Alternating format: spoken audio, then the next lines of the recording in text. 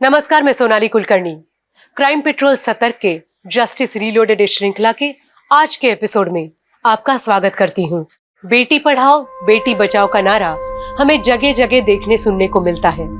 Women empowerment की बातें भी हम अक्सर सुनते हैं, लेकिन हम सभी जानते हैं कि देश की राजधानी हो या कोई छोटा सा गांव, औरतों की सुरक्षा को लेकर अक्सर सवाल खड़े होते हैं। स्कूल जाने वाली बच्ची हो या ऑफिस में काम करने वाली लड़की, हर औरत के जहन में एक खौफ छिपा होता है। एक अनजान डर हर कामकाजी औरत की जिंदगी का हिस्सा बन चुका है।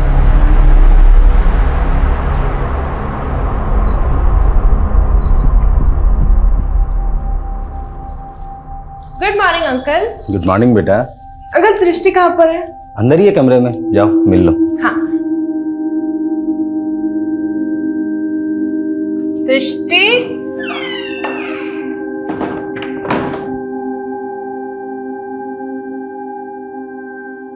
अंकल दृष्टि तो नहीं है कमरे में। हाँ, अंदर ही है।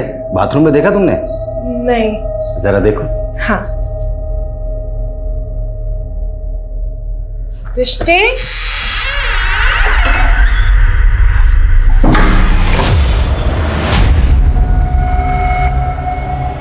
अंकल वो दृष्टि तो बात। अंकल क्या कर रहे हैं आप? ये छोड़ो मुझे, अंकल छोड़ो मुझे, छोड़ो, छोड़ो अंकल बेटी।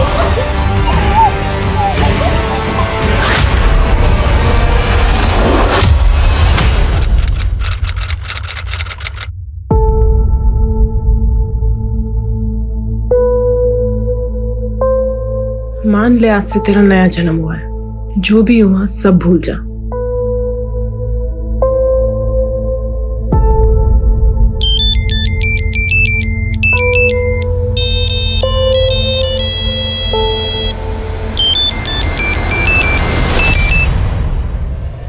दुल्हनी, तेरी बड़ी याद आ रही। मिलने आना। और तूने ना किया ना, शादी भी टूट जाएगी। तेरा बिना कपड़े वाला फोटो है ना, वो तेरे होने वाले पति को भेज दूंगा।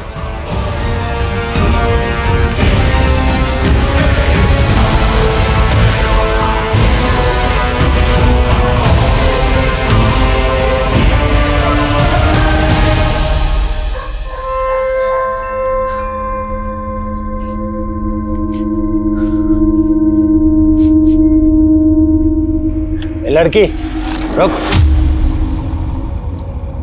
कौन है तू? हाँ, कौन है?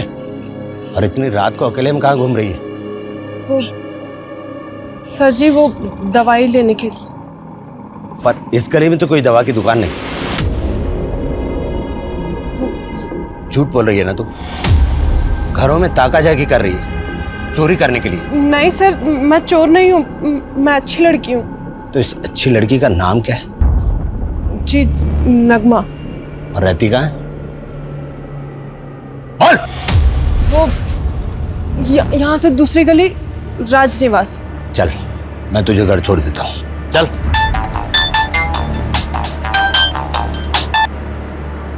जी जनाब। जी बिल्कुल पहुंच जाऊंगा। जी जनाब। चल।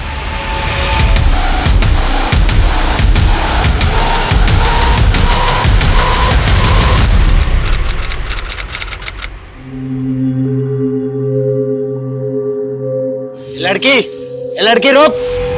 लड़की,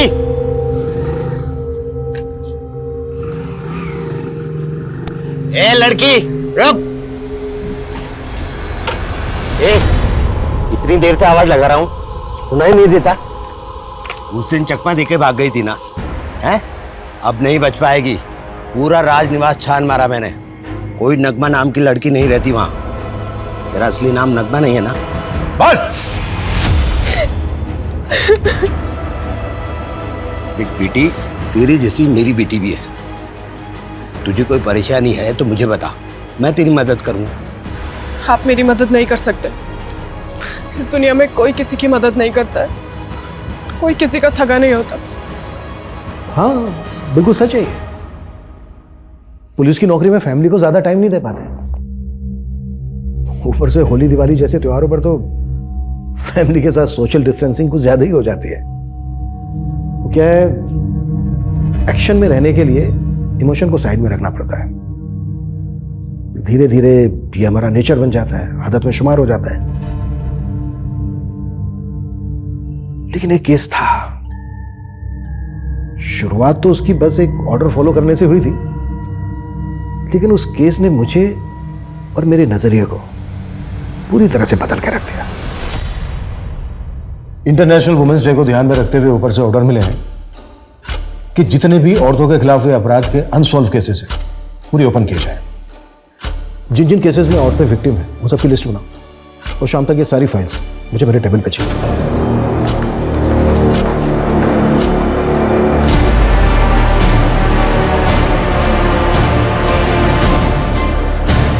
सर हमने 3 केस नोट डाउन किए। ये हमारे फर्स्ट केस की फाइल।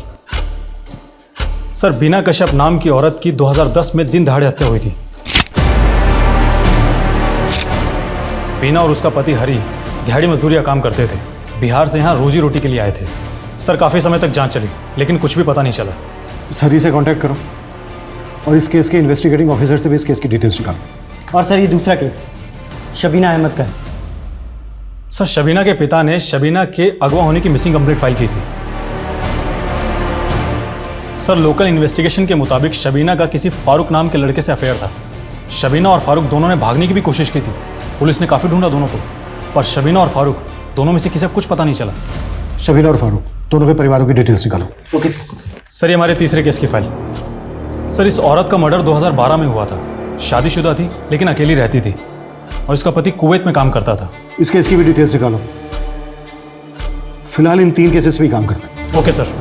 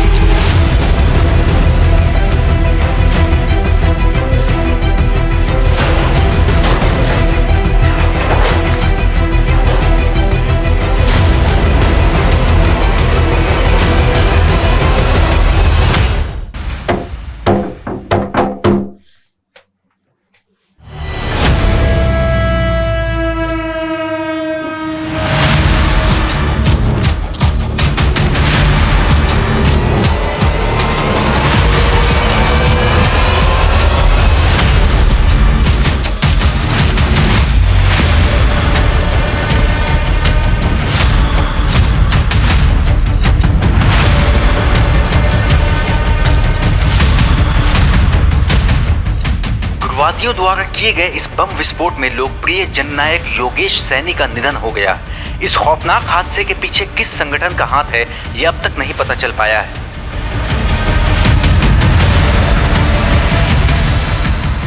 सर बीना कश्यप के केस में एक अजीब बात पता चली है। सर बीना की हत्या के 2 महीने के अंदर अंदर उसके पति हरी ने दूसरी शादी कर ली थी। हरी के बारे में कुछ पता चला? हाँ सर। सर हरी बिहार के बेनीपुर गांव का रहने वाला है। लोकल पुलिस को डिटेल्स भेज दी। और ये case number 2 Shabina Ahmad. Sir Shabina और फारूक दोनों की फैमिलीज पुराने पते पर नहीं रहती है और पड़ोसियों को भी इनके बारे में कोई जानकारी नहीं है। और अंदर तक जाओ, शायद शबीना की कोई सहेली या फारूक का दोस्त मिल जाए गली मोहल्ले में। और ये केस नंबर 3, इसकी क्या अपडेट है? सर ये औरत जिस किराए के घर में रहती थी उस घर के मकान मालिक ने सालों पहले वो घर बेच दिया और पड़ोसियों से भी कोई नई जानकारी नहीं मिली है। वैसे सर खबरियों काम पर लगा दिया है।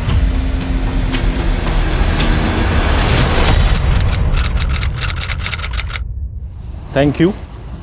देखिए मेरे लिए बहुत ही ऑनर की बात है कि ये यंग अचीवर अवार्ड के लिए मुझे चुना गया एंड आई रियली होप कि मेरी कहानी से बाकी यंगस्टर्स भी इंस्पायर होंगे। अरे वाह गोयल बेटा, तूने तो कमाल कर दिया। अरे तेरे माँ बाप के मरने के बाद मुझे इसी बात की फिक्र थी कि मैं तुझे और इस बिजनेस को कैसे संभालूंगा, पर देखो उस भगवान की कृपा से आज। दादाजी जो भी किया है मैंने किया है, आप प्लीज इसका क्रेडिट भगवान को मत दीजिए। मैं प्रसाद ले रहा हूँ। Sir parcel. दादाजी 1 मिनट।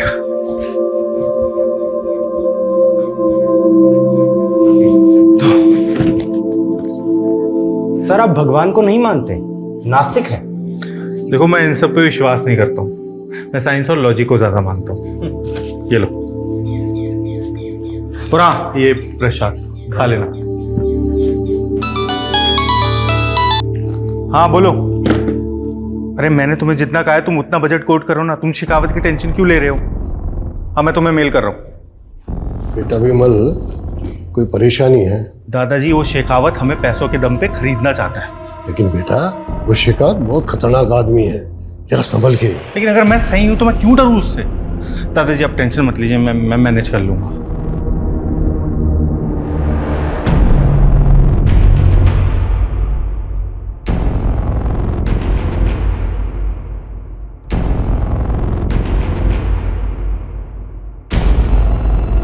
मुरली क्या हुआ, कुछ काम है क्या?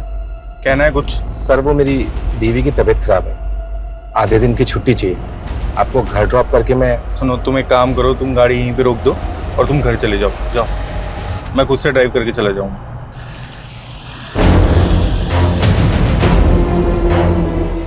हेलो। हाँ विमल सर निकल चुके। चलो चैप्टर समझ में आया? ठीक है, अब कल कंटिन्यू करते हैं, मुझे कहीं जाना है। जयंती ये लो। मैम ये आपके हाथ में क्या लिखा है? ये उर्दू लैंग्वेज में कमल लिखा है। कमल यानी लोटस?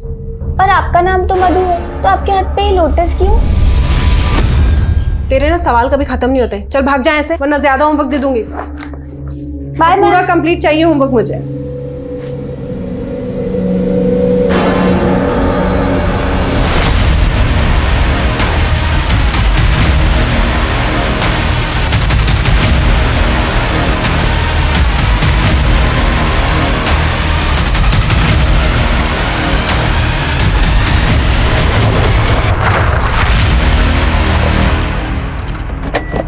क्या बदतमीजी है, आपको दिखाई नहीं दे रहा?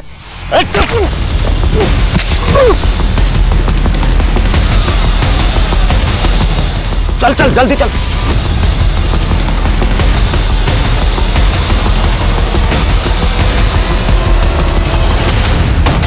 मधु तुझे अंदाजा भी है तूने क्या देखा है? एक खून के केस की चश्मदीद गवाह है तू। अरे क्या जरूरत थी पुलिस को ये सब बताने की? प्रेम, अब देखना पुलिस बार बार परेशान कर देगी तुझे। प्रेम शांत हो जाओ ना। माफ कर दे मुझे, मैं गुस्से में बहुत कुछ बोल गया ना, पर क्या करूं, तेरी फिक्र होती है मुझे। तुम टेंशन मत लो, एक बार हम कुवैत चले जाएंगे ना तो ये सारी प्रॉब्लम से छुटकारा मिल जाएगा। इतना आसान नहीं है मधु। वो जो 4 लाख तूने गहने बेचकर मुझे दिए थे, उससे सिर्फ मेरा वीजा और वर्क परमिट बना है, बस। तो मतलब तुम अकेले कुवैत जाओगे मुझे छोड़कर? कुछ ही महीनों की तो बात है मधु। एक बार बस मैं वहाँ पहुँच गया तो फौरन पैसे कमाने के इंतजाम करने में लग जाऊंगा और फिर तुझे भी वहाँ बुला लूंगा। प्रेम लेकिन मैं यहाँ अकेले तुम्हारे बिना। मधु तुझे मुझ पर भरोसा तो है ना? अगर नहीं है तो बता दे, मैं उन्हें मना कर देता हूँ। नहीं, तुम जाओ, मैं तुम्हारा वेट कर लूंगी। मधु तुम कितनी अच्छी हो, सबसे अच्छी। ठीक है, अभी खाना बना दो। हाँ।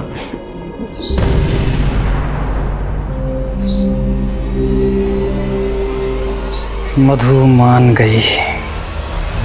सर बीना कश्यप के मर्डर केस में हमारा पहला सस्पेक्ट उसका पति हरि है। सर लोकल पुलिस इसके गांव गई थी तो पता चला है कि अब वहां पर नहीं रहता है। और सर एक पड़ोसी से पूछताछ करने पर मालूम चला है कि पिछले कुछ सालों से ये केरला में दिहाड़ी मजदूरी का काम कर रहा है और 2 साल से अपने गांव भी नहीं लौटा है। केरला पुलिस को इसकी अपडेट भेजो। और ये केस नंबर 2 शबीना अहमद, इसकी क्या प्रोग्रेस है? सर शबीना के बारे में तो कुछ भी पता नहीं चला है, लेकिन फारूक के बारे में पता चल गया है। लोकल टीम उससे पूछताछ करने निकल चुकी है। और केस नंबर 3 इसकी क्या अपडेट है? सर इस केस के इन्वेस्टिगेटिंग ऑफिसर को मैंने पुलिस स्टेशन बुला लिया है। प्रेम लो, अच्छा सुनो, फ्लाइट में बैठते ही मुझे फोन करना भूलना नहीं। ये भी कोई कहने की बात है? और देखना 4-5 महीने बाद तुझे भी वहां बुला लूंगा। प्रेम मुझे भूल तो नहीं जाओगे ना? ऐसी बात कर दी है मधु, अगर तू नहीं होती तो मैं कभी कुवैत जा ही नहीं पाता। अब अगर तू ऐसे उदास रहेगी तो मैं जा नहीं पाऊंगा ना। थोड़ा हंस दे। अरे प्रेम भाई, वो गाड़ी आ गई है। सामान रख दूं मैं? हाँ, अरे मैं कुछ भूल गया। हाँ, अरे मधु भाई मैं रख रहा हूँ ना। और आप ना फिक्र बिल्कुल मत करना, मतलब प्रेम भाई जा रहे हैं तो क्या हुआ, हम तो हैं आपकी खिदमत में। पूरा ख्याल रखेंगे अपना। अरे प्रेम भाई क्या कर रहे हो? मुझे अरे जा रहे हो, हमारे लिए कुछ लेकर आना। हाँ आइए।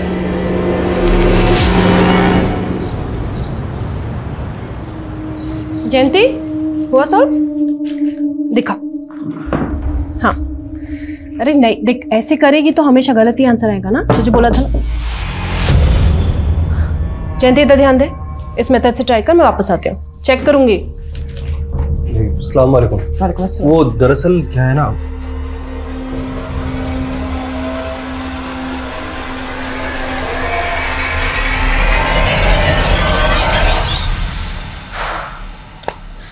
मधु मैम, मधु मैम, मधु, मधु मिली क्या मधु? नहीं, हमने पानी टंकी के पास देखा पर मधु कहीं नहीं मिली। मैं वहां देख कर आती हूँ। हाँ, हम उधर देखते हैं। हाँ गौतम भैया, मधु मैडम को पता चला क्या? अरे नहीं भाभी, सारे में देख लिया, कहीं पता नहीं चल रहा मधु भाभी का। मुझे लगता है प्रेम भाई को हमें बता देना चाहिए। हाँ।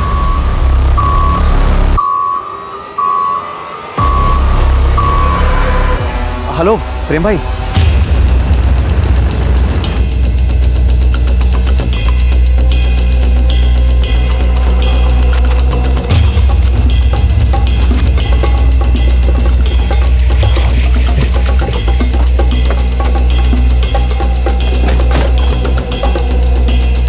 पीछे हटिए, पीछे पीछे पीछे पीछे चलिए।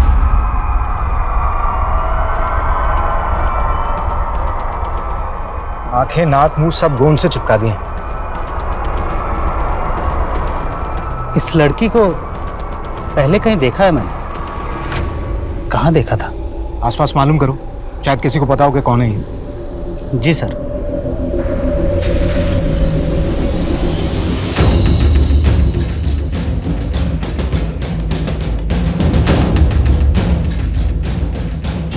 सर, लड़की की पहचान हो गई सर, मधु नाम है इसका।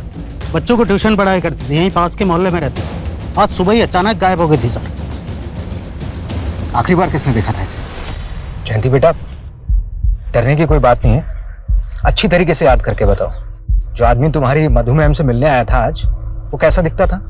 अंकल मैंने उनका चेहरा नहीं देखा, लेकिन वो इतने लंबे थे। अच्छा, क्या एज होगी उनकी? मतलब बाल काले थे, सफेद थे, कुछ याद है? काले थे, और मधु मैम के सामने होने के कारण मैं उनका चेहरा नहीं देख पाई। वो आपस में कैसे बात कर रहे थे? मतलब लड़ाई कर रहे थे या प्यार से बात कर रहे थे? वो तो मुझे पता नहीं, लेकिन अंकल ने उन्हें अस्सलाम वालेकुम बोला था। अस्सलाम वालेकुम।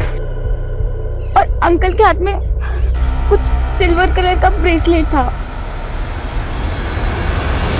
इस लड़की को ड्रग्स के इंजेक्शन दिए गए थे, उसके बाद गोंद से इसकी आंखें, नाक और मुंह को चिपका दिया गया। सफोकेशन से इसकी मौत हो गई थी। मुझे लगता है कि मारने वाले इन्वेस्टिगेशन से सामने क्या है? जो सामने आया उससे तो केस सुलझने की बजाय और उलझ गया।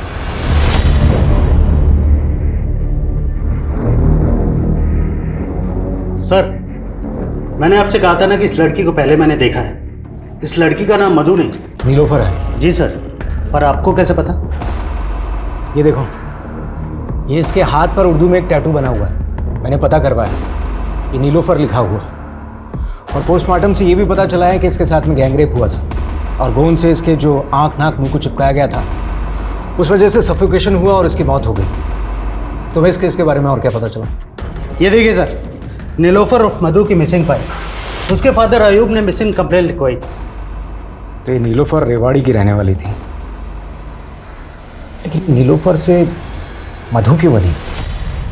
फिर हमने नीलोफर के पति प्रेम से बात की, जो उस वक्त कुवैत में था। जी, उसने बताया कि ये दोनों आपस में प्यार किया करते थे, लेकिन दोनों के प्यार के बीच मजहब आ गया, इसलिए दोनों ने भागकर शादी कर ली। और फिर नीलोफर के घर वालों से बचने के लिए नीलोफर का नाम बदलकर मधु कर दिया गया। नीलोफर की मिसिंग कंप्लेंट उसके फादर अयूब ने लिखवाई। जी, हमने अयूब को ढूंढा लेकिन मिला नहीं। पड़ोसी ने बताया कि बदनामी के डर से उसने अपना घर बदल लिया। और आपने केस क्लोज कर दिया? जी नहीं, हमने और एंगल टटोले। सर, मुझे लगता है कि ये केस नीलोफर के अतीत से जुड़ा हुआ है। नीलोफर की बीती जिंदगी में जाने से कुछ नहीं होगा। जो आदमी नीलोफर से मिलने आया था उसी ने उसका मर्डर किया। तो सर इलाके के सारे स्ट्रेटरों को उठा लो। जयंती बेटा, डरने की कोई बात नहीं है। अब ध्यान से देखकर बताओ इनमें से कौन था। डरो मत, तुम उन लोगों को देख सकती हो, वो तुम्हें नहीं देख सकते। वो तो नहीं था क्या? वो वाला? हम काफी महीनों तक इस केस में लगे रहे मगर कोई क्लू नहीं मिला। फिर मेरा ट्रांसफर हो गया। मैं सिर्फ यही कह सकता हूं कि इस केस में मैंने अपनी तरफ से कोई कोर कसर नहीं छोड़ी। आपने कोई कसर नहीं छोड़ी। क्या आपने नीलोफर के पति प्रेम को इंट्रोगेट किया? जो आदमी नीलोफर से मिलने आया था, क्या उसके अलावा आपके पास कोई दूसरा सस्पेक्ट था? क्या ये पॉसिबल नहीं है कि नीलोफर ऑनर किलिंग का शिकार हुई, उसके पिता अयूब ने ही उसका मर्डर किया हो? जी नहीं, आप ये बताइए कि किस बेसिस पे आप इस नतीजे पर पहुंचे कि जो आदमी नीलोफर से मिलने आया था उसी ने नीलोफर को मारा है? अगर उसका इरादा नीलोफर को मारने का होता तो क्या वो जयंती की मौजूदगी में आता? और अगर वो जयंती की मौजूदगी में आया भी तो क्या उसको जिंदा छोड़ता? एक्चुअली इस तरह से हमने सोचा ही नहीं। इस केस को हमें शुरू से इन्वेस्टिगेट करना होगा। सबसे पहले यह पता लगाओ कि नीलोफर का पति अभी भी कुवैत में है या इंडिया लौटा है। सर, और सर नीलोफर की स्टूडेंट जयंती, जिसने आखिरी बार नीलोफर को देखा था, उसके बारे में पता लगाता हूँ। जिस ब्रूटैलिटी के साथ नीलोफर को मारा गया, उसकी आंखें, नाक, मुंह सब ग्लू से चिपकाए गए। सफोकेशन से मरी वो। उससे तो यही लगता है कि किसी की गहरी रंजिश रही होगी नीलोफर के साथ। सर, नीलोफर के पिता अयूब ने अपनी बेटी की मिसिंग कंप्लेंट तो फाइल की थी, लेकिन उसकी मौत के बाद से एकदम से गायब हो गया। अयूब ने समाज के डर की वजह से अपनी बेटी को नहीं अपनाया होगा, या फिर वजह कुछ और रही होगी। अयूब भाई, अब नीलोफर काफी बड़ी हो गई है। उसकी शादी के बारे में आपने कुछ सोचा या नहीं? अगर उसकी अम्मी जिंदा होती तो अच्छा सा लड़का ढूंढ देती नीलोफर के लिए। अरे आप एक बार बोलकर तो देखिए, नीलोफर के लिए एक से एक लड़कों की लाइन लगा देंगे। 2 जगह बात चलाई है, अगर जवाब नहीं आता है तो बताऊंगा। जी जरूर।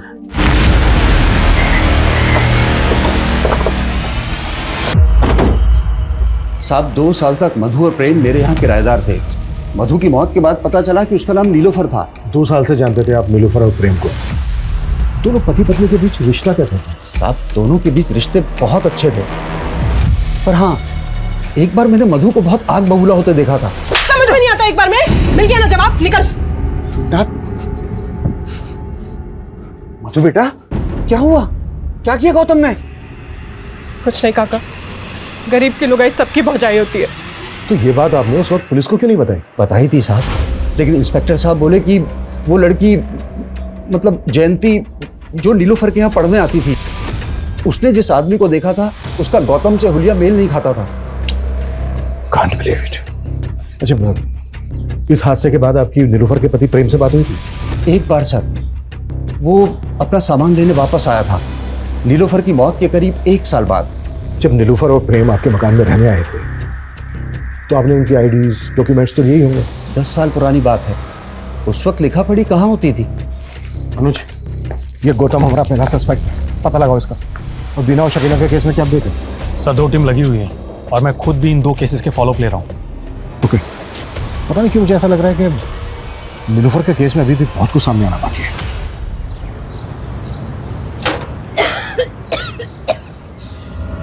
अम्मी, ये क्या हालत बना रखी है आपने अपनी? नीलोफर, तू यहाँ क्यों आई है? अम्मी, मना किया था ना तुझे आना। आप क्या कर रहे हो? इधर बैठो, इधर बैठो। आ जाओ, आ जाओ। पानी पिएगी? मैं पी लूंगी, आप बैठो। इतनी तबीयत खराब है आपकी, आपने मुझे बताया भी नहीं। इसमें बताने का क्या है बेटा? ट्यूमर है दिमाग में। ट्यूमर?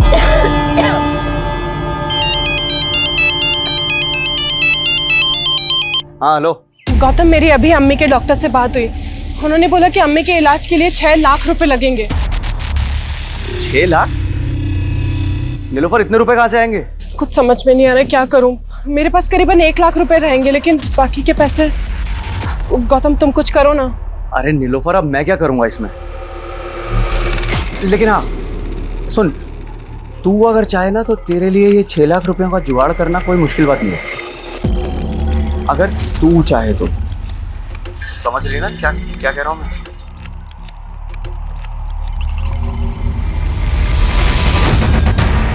देख बड़ा सेठ है, अरे तेरी फोटो देख के हिल गया था, अब तेरा जलवा देखेगा तो पिघल जाएगा। आ जा।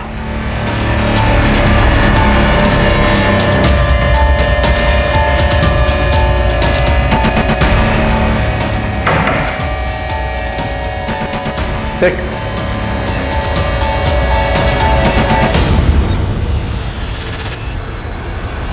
सर, बीना के पति हरी ने बताया कि उसने बीना की मौत के तुरंत बाद शादी सिर्फ अपने 2 बच्चों के लिए की थी, जिन्हें वो अकेले संभाल नहीं पा रहा था। हरी ने उस वक्त किसी पे शक जताया था? सर, उसकी कंस्ट्रक्शन साइट पे 2 मजदूर थे, दीपक और रुपेश। दोनों शराबी थे और बीना की उनसे कुछ कहा सुनी भी हुई थी। हरी का स्टेटमेंट वेरीफाई करो सर। और शबीना केस पे क्या अपडेट है? सर, मेरी फारूक से बात हुई है, अब वो शादीशुदा है, लेकिन सर उसकी शादी शबीना से नहीं बल्कि किसी और ही लड़की से हुई है, और सर उसने शबीना को नहीं भगाया था। फारूक पे नजर रखो और फारूक के दोस्तों से भी बात करो। सर। हाँ अनुज। सर, नीलोफर के केस में एक अपडेट मिली है। सर, इसका नाम विमल गुप्ता है और ये एक बिजनेसमैन था। सर, 2012 में इसका दिन दहाड़े कत्ल हुआ था और नीलोफर इसके केस की चश्मदीद गवाह थी। और नीलोफर का मर्डर कब हुआ? सर, इसके हियरिंग से 2 दिन पहले, और नीलोफर इसके हियरिंग में गवाही भी देने वाली थी। विमल केस में सस्पेक्ट कौन था?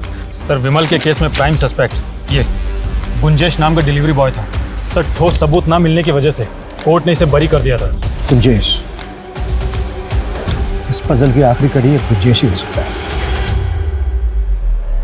सालों पुराने केसेस को रीओपन करके किसी अंजाम तक पहुंचाना आसान नहीं होता। सबूत मिट चुके होते हैं, गवाह जुटाना मुश्किल होता है। मधु उर्फ नीलोफर के केस में भी कुछ ऐसा ही हो रहा था। इस केस का रुख मोड़ने वाला सबसे अहम गवाह अभी पुलिस की पहुंच से काफी दूर था।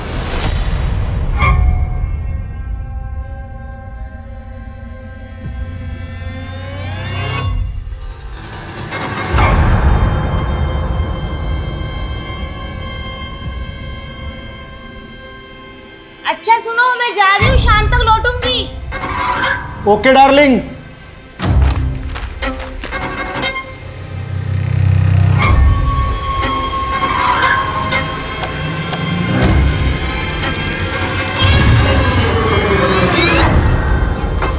अरे कहाँ चली मेरी रानी?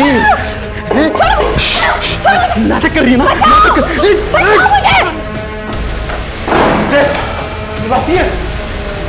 ठीक है, आपकी सारी बातें इस फोन में रिकॉर्ड हो चुकी।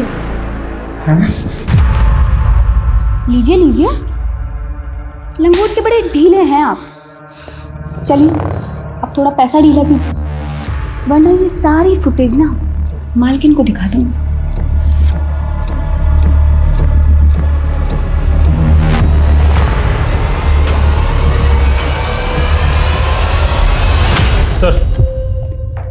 सर, डिलीवरी बॉय गुंजेश के बारे में कुछ भी पता नहीं चला है, लेकिन नीलोफर को आखिरी बार जिस लड़की ने देखा था, जयंती। हाँ सर, उसके बारे में पता चल गया है। वो दिल्ली में मेड का काम करती है। और नीलोफर के पिता अयूब के बारे में पता चल गया है। अयूब का है? जेल में, एक मर्डर के केस में 4 साल से जेल में है। मर्डर केस में? हाँ सर। और सर, एक चौंकाने वाली बात पता चली है। अयूब के बीवी बच्चे मेवात में रहते हैं। जब मैंने उनसे बात की तो पता चला है कि अयूब की कोई नीलोफर नाम की बेटी ही नहीं है। नहीं यार, उस कंजे से सिर्फ 20,000 कमा पाई मैं। अब इन छोटी मछलियों से काम नहीं चलने वाला, कोई बड़ी मछली फंसानी होगी। तू एक काम कर, मुझे साउथ दिल्ली के ऐसे 5 रईसों के नाम दे जो हवस के पुजारी भी होने चाहिए और अमीर भी। ठीक है, 1 मिनट।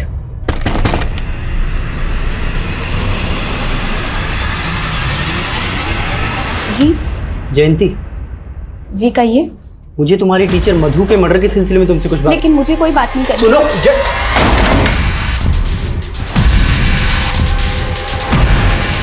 सब कौन नीलोफर? मेरी उम्र हो गई है इसलिए कुछ याद नहीं रहता। आप क्यों मुझे परेशान कर रहे हैं? कम से कम जेल में तो चैन से रहने दीजिए। अच्छा,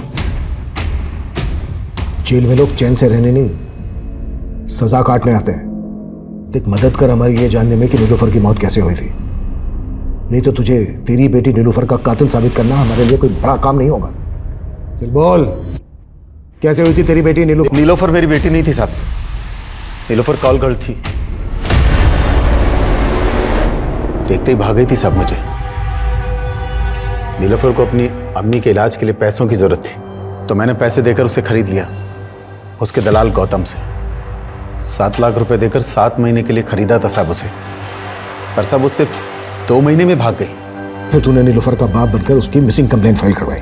तो और क्या करता साहब, सारे अड़ोसी पड़ोसी मेरे पीछे पड़ गए साहब। इसलिए मार डाला उसको? नहीं साहब, मुझे तो खुद नीलोफर के मौत की खबर अखबार से मिली साहब। मेरे तो पैसे भी गए और लड़की भी गई साहब। वो दलाल गौतम जिसे तूने नीलूफर को खरीदा था, कहाँ मिलेगा? वो सब होटल रोजवुड उसका पुराना अड्डा हुआ करता था, शायद अब भी वहां आता जाता हो।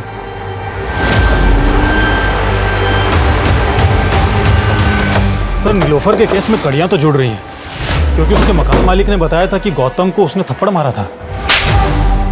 कहीं ऐसा तो नहीं है कि ये गौतम नीलूफर को वापस प्रोस्टिट्यूशन में ले जाना चाहता था और नीलूफर तैयार नहीं थी इसके लिए? अनुज, होटल रोजवुड पे नजर रखो, ये गौतम किसी भी हालत में बचना नहीं चाहिए। Okay sir. और हाँ सर, जयंती भी कॉपरेट नहीं कर रही है। जयंती के लिए ऐसा? सर एटीटी ने फाइल भेजी, नीलोफर के केस से कनेक्टेड है।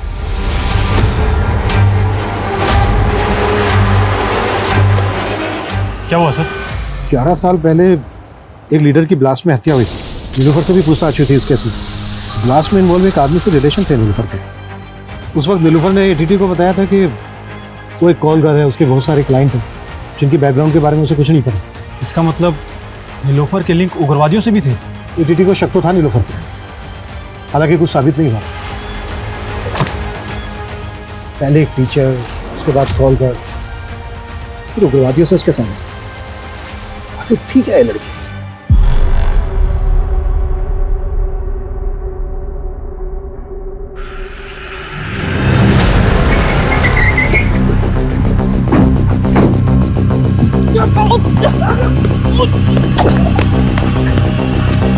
लगे 40। क्या कहा तूने?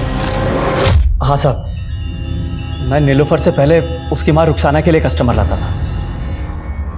रुखसाना भी इसी धंधे में थी साहब, लेकिन वो नहीं चाहते थे कि उसकी बेटी नीलोफर ये काम करे, और यही कारण था कि उसने अपनी बेटी को खुद से दूर रख के पढ़ाया।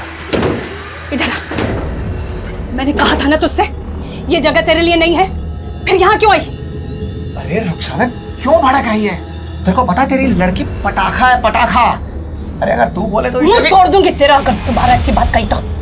फट। अम्मी, मैं तो तुमसे मिलने के लिए आई थी। बेटा नीलोफर, तुझे मुझसे नहीं, इस पूरी जिंदगी से आंख मिलानी है। तुझे मेरे जैसा नहीं, एक इज्जत की जिंदगी जीनी है तुझे। नीलोफर एक छोटी सी दवाई की दुकान में काम करती थी साहब, लेकिन अजीब बात है, किस्मत उसे वहीं ले आई जहां वो नहीं आना चाहती थी। लेकिन जैसे उसकी जिंदगी में प्रेम आया, वो फिर से उड़ गई साहब। लेकिन तूने उसको ढूंढ निकाला, तू उसको वापस प्रोस्टिट्यूशन के धंधे में लाना चाहता था, उसने मना किया, इसलिए थप्पड़ मारा था ना उसने तुझे। नीलोफर नीलोफर मर चुकी है, मधु बोल। हाँ ठीक है मधु, देख ध्यान से सुन ले। प्रेम ने कुवैत जाने से पहले मुझसे 1.5 लाख रुपए उधार लिए थे, बोल रहा था 2 महीने में लौटा देगा। अब 2 महीने बीत चुके, मेरे पैसे नहीं मिले हैं मुझे अभी तक। गौतम, जैसे ही प्रेम पैसे भेजेगा मैं तुझे दे दूंगी, थोड़े टाइम रुक जाना। मेरे सर पे भी लोग वसूली करने के लिए बैठे हुए हैं। देख, अगर तूने मेरे पैसे जल्दी नहीं चुकाए ना, तो मुझे उन लोगों को तेरा पता देना पड़ेगा। गौतम प्लीज ऐसा मत करना, देख कुछ और रास्ता होगा ना। कोई और रास्ता?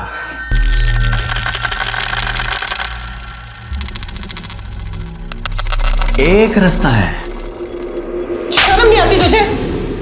उसने धंधा करने से मना कर दिया, इसलिए तूने उसको मार डाला।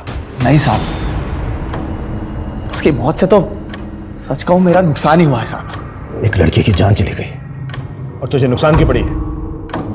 इंस्पेक्टर साहब, ये नीलोफर कोई साधारण लड़की नहीं थी, लॉटरी थी, लॉटरी। कभी अयूब को लगी, कभी मुझे, तो कभी प्रेम को, और सबने उसका फायदा उठाया सर। प्रेम ने भी? हाँ साहब, कहाँ मिलेगा प्रेम? वो तो नहीं पता मुझे साहब, लेकिन अगर आप लोगों को मिल जाए तो मेरे पैसे निकलवा लेना उससे, और चाहिए तो थोड़े पैसे आप भी रख लेना। अरे सर सर, अरे मारिए आप सर, मैं एक खास इंफॉर्मेशन दे सकता हूँ आपको सर। सर एक औरत है आयशा कुरैशी नाम की। आयशा कुरैशी? हाँ सर, वो इस नीलोफर की बहुत अच्छी दोस्त हुआ करती थी। मुझे पक्का यकीन है कि उसे जरूर पता होगा इन दिनों ये प्रेम कहाँ पे है।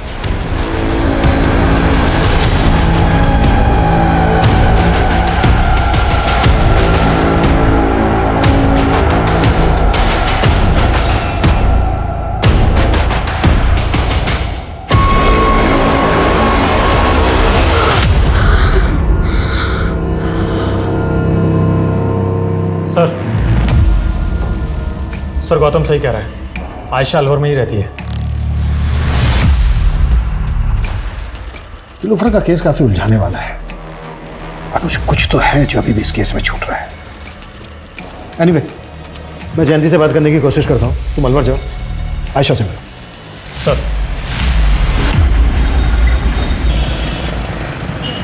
जी सर, नीलोफर और मैं पहले एक ही मोहल्ले में रहते थे। कुछ ही दिनों में दोस्ती भी हमारी अच्छी हो गई थी। प्रेम के साथ खुश थी सर वो, लेकिन ये गौतम उसे बहुत तंग करता था सर। बार बार उसे वापस से धंधे में बैठने के लिए दबाव डालता था। हो ना हो सर, ये गौतम ने ही उसे मारा है। अगर गौतम ने नीलोफर को मारा है तो वो बचेगा नहीं, लेकिन हमारा प्रेम से बात करना बहुत जरूरी है। कुछ बता सकती हो प्रेम के बारे में? सर मुझे प्रेम के बारे में कुछ नहीं पता।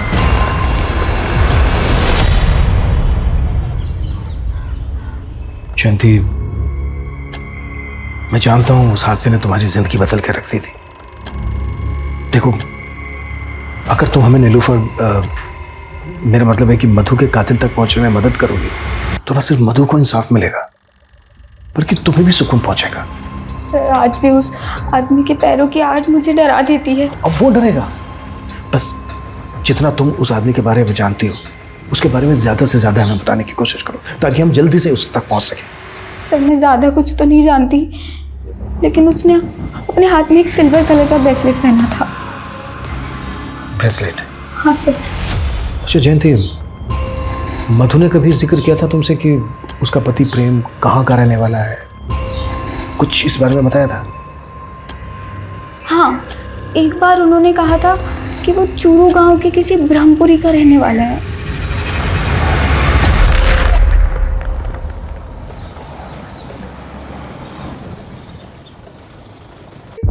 प्रेम शुक्ला? सब प्रेम को तो 2015 में किसी ने मार दिया था। कैसे हो सकता है? कितना नजदीक थे हम केस सॉल्व करने के। सर प्रेम की पोस्टमार्टम रिपोर्ट। सर रिपोर्ट के मुताबिक प्रेम की आंखें, मुंह, नाक भी नीलोफर की तरह ग्लू से चिपकाए गए थे और दोनों की बॉडी में सेम ड्रग के ट्रेसेस भी मिले थे। लेकिन नीलोफर को तड़पा तड़पा के मारा गया था, जबकि प्रेम को मारने में जल्दबाजी दिखाई गई है। प्रेम की मौत सफोकेशन से नहीं हुई बल्कि फटल ब्लो से हुई। प्रेम के चेहरे और सर पर 5 बार वार किए गए। होना हो नीलोफर और प्रेम का कातिल एक ही है। अनुज, नीलोफर और प्रेम के मर्डर की पहले की उनकी सारी एक्टिविटीज पता करो। Yes sir.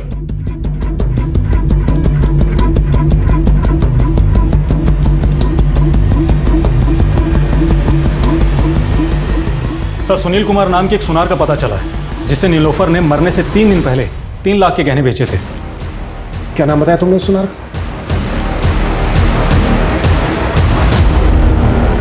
Sir Sunil Kumar. किसी ज़माने में मैं भी पुलिस में था, तब से जानता हूँ नीलोफर को। उस वक्त वो एक छोटी सी दुकान पर बैठा करती थी, फिर अचानक पता नहीं कहाँ गायब हो गई और फिर मेरी रिटायरमेंट के बाद वो मुझसे मिली। तब पता लगा कि उसने किसी प्रेम नाम के लड़के से शादी कर ली। उसकी मौत से कुछ दिन पहले ही उसने मुझे घर पर बुलाया था। बेटा, प्रेम को कुवैत भेजने के लिए तूने पहले ही कितने जेवर भेज दिए, अब ये भी भेज देगी तो तेरे पास क्या बचेगा? चाचा, ये जेवर बेचकर मुझे भी कुवैत जाना है, प्रेम के पास। मुझे जेवर की नहीं, अपने पति की ज़रूरत है।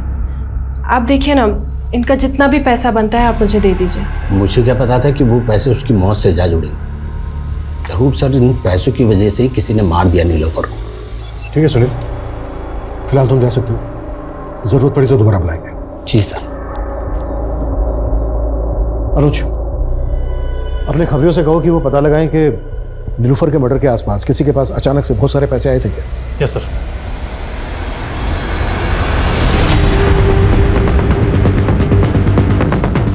मैं तेरी मदद करूंगा। आप मेरी मदद नहीं कर सकते। इस दुनिया में कोई किसी की मदद नहीं करता है, कोई किसी का सगा नहीं होता। जो करना था मैंने खुद कर लिया।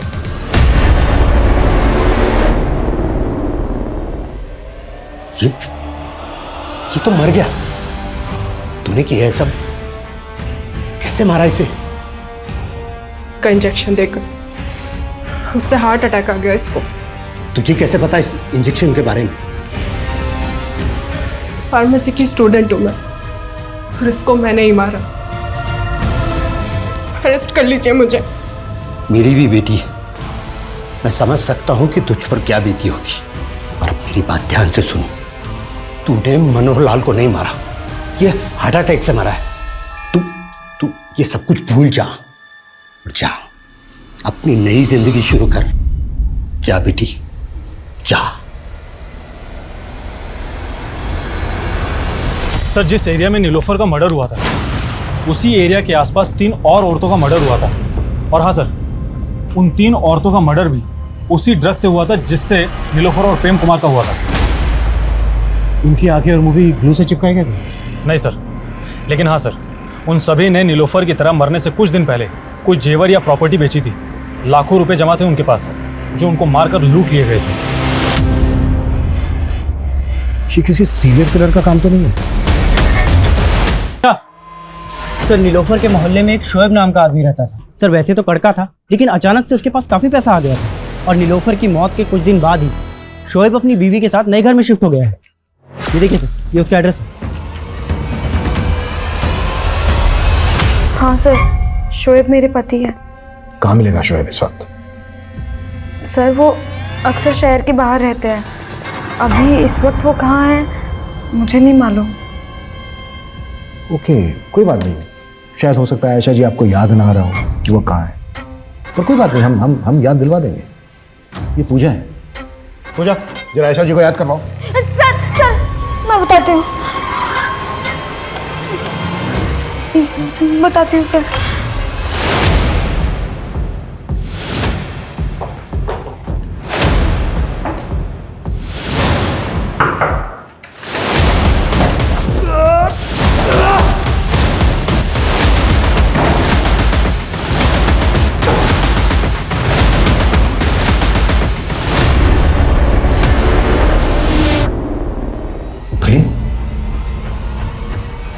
तो शोएब का है? आयशा का पति शोएब का है? शोएब छोटा मोटा चोर था। जब वो जेल में था तो मैं और आयशा करीब आए और हम दोनों को प्यार हो गया। आइए आइए आयशा जी आइए। आप ही का इंतजार था, बता रही है। आगे बोल। आयशा शोएब को छोड़कर मेरे साथ शादी करना चाहती थी, इसलिए हमने एक प्लान बनाया था। शोएब बहुत पुराने ख्यालातों वाला था और जब वो जेल से छूट कर आया तो आयशा ने उससे बताया कि पैसे कमाने के चक्कर में उसने प्रोस्टिट्यूशन का धंधा करना शुरू कर दिया है। सर, मुझे लगा था ये सुन के शोएब बहुत खफा होंगे और मुझे तलाक दे देंगे और फिर तुम प्रेम के साथ शादी कर लोगे। जाहिर सी बात है, ऐसा हुआ नहीं होगा। जी हाँ सर, लेकिन हमने हार नहीं मानी सर। मैंने नीलोफर को बेवकूफ़ बनाकर उससे पैसे लिए और फिर कुवैत चला गया। तू भी छुटकारा पाना चाहता था नीलोफर से? हाँ, लेकिन वो भी शोएब की तरह मुझे छोड़ने को तैयार नहीं थी। मैं जानती थी शोएब पैसा कमाने के लिए बहुत हाथ पैर मार रहा है। ये बात आयशा ने कुवैत फ़ोन करके मुझे बताई। मुझे एक आइडिया आया। मैंने शोएब को नीलोफर का खून करने के लिए पैसे का लालच दिया था और वो मान गया। अस्सलाम वालेकुम। वालेकुम अस्सलाम। जी, दरअसल वो आयशा की तबीयत अचानक से बिगड़ गई है। आप चलिए ना मेरे साथ। चलिए।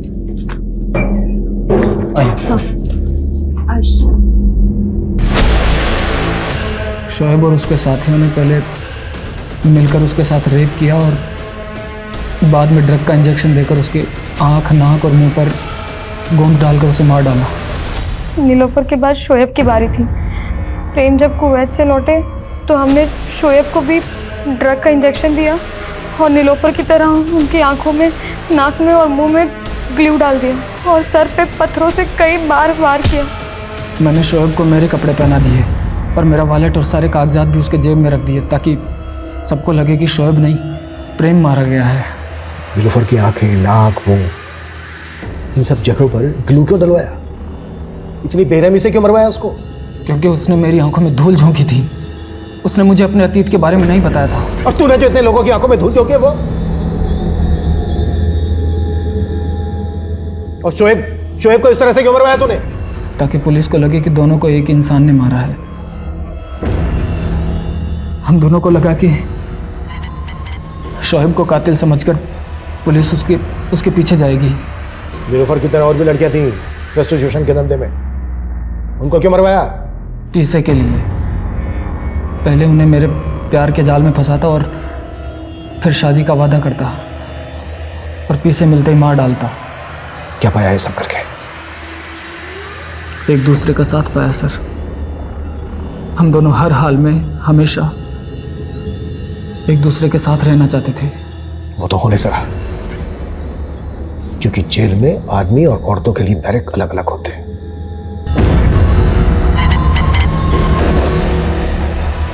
मधु उर्फ नीलोफर की कहानी ने मेरी अब तक की क्राइम की समझ पर कई सवाल या निशान खड़े कर दिए। मुझे एहसास हुआ कि कभी कभी इंसान पूरी तरह से सही या गलत नहीं होता है। कई बार इंसान हालातों के आगे मजबूर भी होता है। इसलिए आप सभी से मेरा अनुरोध है कि किसी को भी जज करने से पहले एक बार उसके हालातों के बारे में जरूर सोचें। रीओपन किए गए तीनों केसेस को सॉल्व करने में पुलिस कामयाब रही। बीना की हत्या के जुर्म में उसके पति हरी को पुलिस ने अरेस्ट कर लिया। शबीना अहमद ऑनर किलिंग का शिकार हुई थी। शबीना के पिता और भाई ने ही उसकी हत्या की थी। वो दोनों भी इस वक्त पुलिस की हिरासत में हैं। बिजनेसमैन विमल गुप्ता के कत्ल की वजह बड़ी विचित्र थी। गुंजेश ने विमल की हत्या की क्योंकि विमल भगवान को नहीं मानता था। सर आप भगवान को नहीं मानते, नास्तिक हैं। देखो मैं इन सब पे विश्वास नहीं करता हूँ, मैं साइंस और लॉजिक को ज्यादा मानता हूँ। और उसकी बातों से गुंजेश की भावनाओं को ठेस पहुंची थी। प्रेम और आयशा ने मधु और शोएब की लाशों पर अपने प्यार का आशियाना बनाना चाहा, लेकिन जुर्म की दीवार से टिकी इमारत हमेशा ढह जाती है। इन केसेस की कामयाबी से एक बार फिर से ये बात साबित हो गई कि अपराधी कितना ही शातिर क्यों न हो, कानून के शिकंजे से ज्यादा देर बच के नहीं रह सकता। जैसे हर केस की एक नियति होती है, वैसे हर अपराधी की भी एक नियति होती है। Crime never page. हर मुजरिम की नियति में उसके अपराध का दंड लिखा होता है। अब मैं सोनाली कुलकर्णी आपसे विदा लेती हूँ। फिर मिलेंगे क्राइम पेट्रोल सतर्क जस्टिस रीलोडेड में एक नए केस के साथ। तब तक अपना और अपने परिवार का ख्याल रखिए। आप जानते हैं हम सब एक मुश्किल दौर से गुजर रहे हैं। कृपया मास्क पहने, सैनिटाइजर का इस्तेमाल करें और सोशल डिस्टेंसिंग ध्यान में रखें। देखते रहिए क्राइम पेट्रोल सतर्क। जय हिंद।